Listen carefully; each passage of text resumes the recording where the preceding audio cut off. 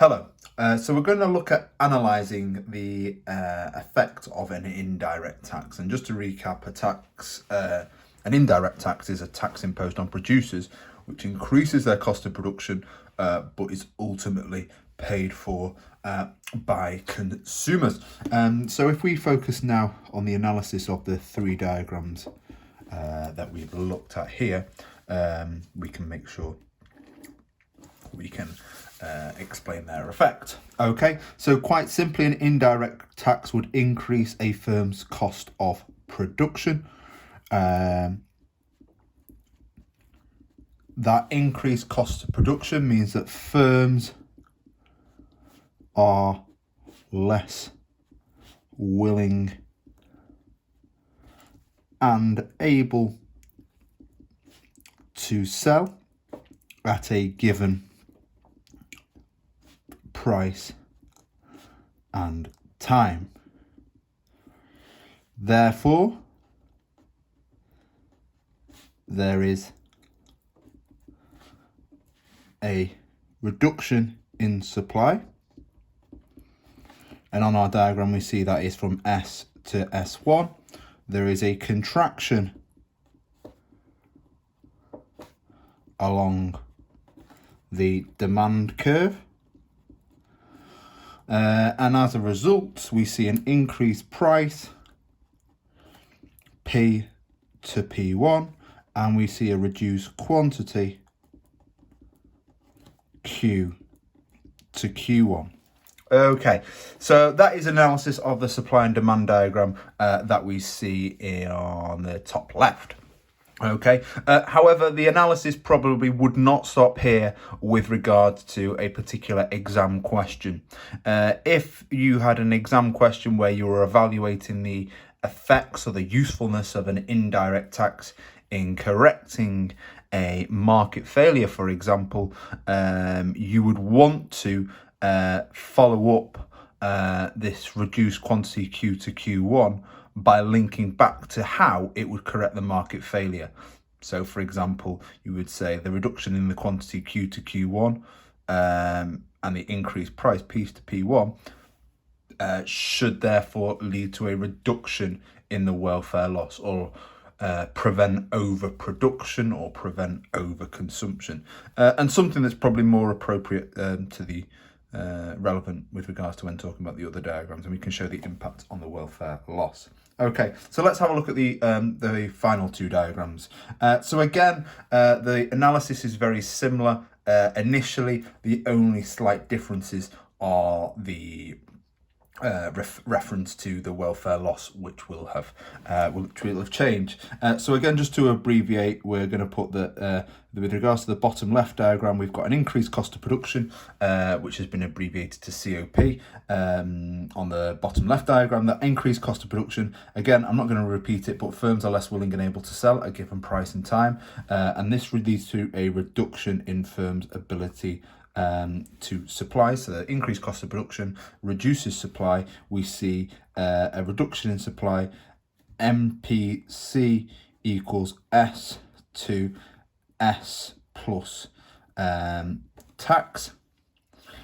Reduction in supply, MPC equals S to S plus tax.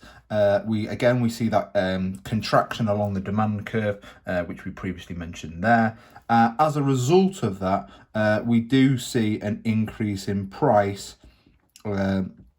P to P2, and we see an decreased quantity Q to Q2. As a result, we get closer to the social optimum quantity of Q1, don't we? So we've gone from Q to Q2, which is now closer to the social optimum. We see an increase in price from P to P2, which again is closer to the social optimum price of P1, which we can reference in our analysis. Okay.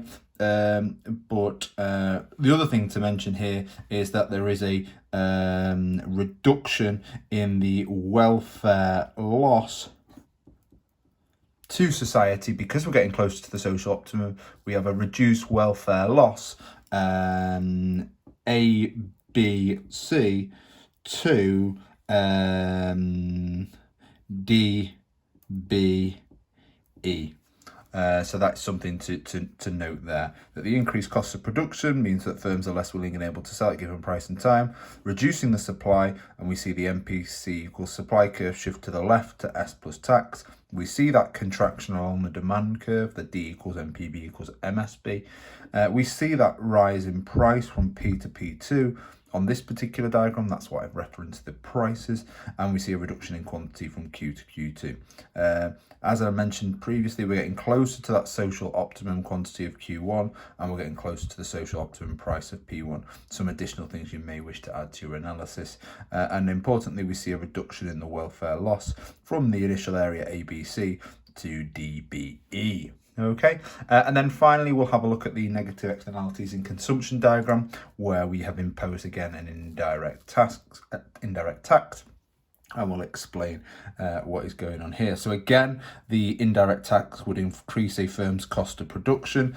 Again, firms are going to be less willing and able to sell at a given price and time. And therefore we see a reduction in supply. Again, we go from S equals MPC equals MSC to supply plus the tax. And again, we see that contraction along the demand curve that we've been used to explaining. So we do see that contraction along the demand curve. We see an increase in the market price, That is the price where supply is equal to demand, from P to P2. With the size of the tax, increased price size of tax is P2 minus P1. The size of the tax is the vertical distance between the particular point B and this particular point here, which is P2. So really the size of the tax is P2 minus P1. And that has increased the price from there to there.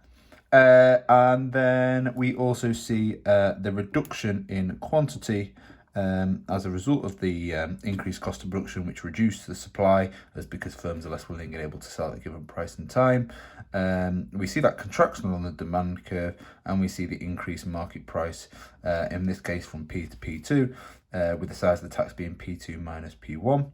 And there's a reduction in the quantity Q to Q1.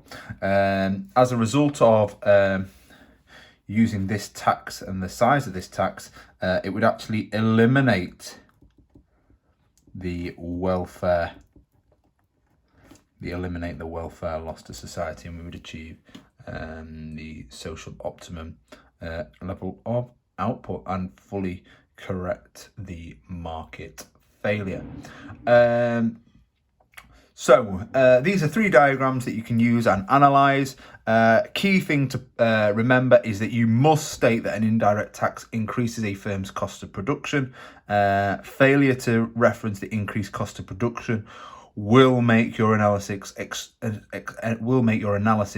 particularly weak. So you must have that increased cost of production that occurs as a result of the indirect tax. Then you must explain how this would therefore reduce the supply, talking about that contraction along the demand curve, and therefore the increase in price that will follow, and the reduced quantity. And then just a reminder that with regards to a 25 mark essay on market failure, for example, you must conclude your analysis by referring back to how it would go about helping to correct the market failure.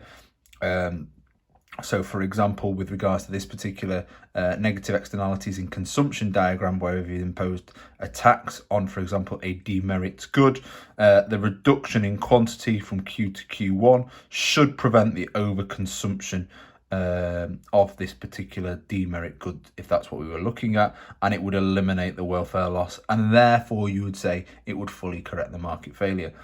Similarly, if we were looking at the negative externalities in production diagram over here, and we've implemented something such as a carbon tax on a particular factory, or factories in general that are polluting. The reduction in quantity from Q to Q2 should reduce the overproduction, and the reduction in the welfare loss from ABC to DBE should again go some way to correcting the market failure. In the next video, we will have a look at evaluating and the success of a indirect tax.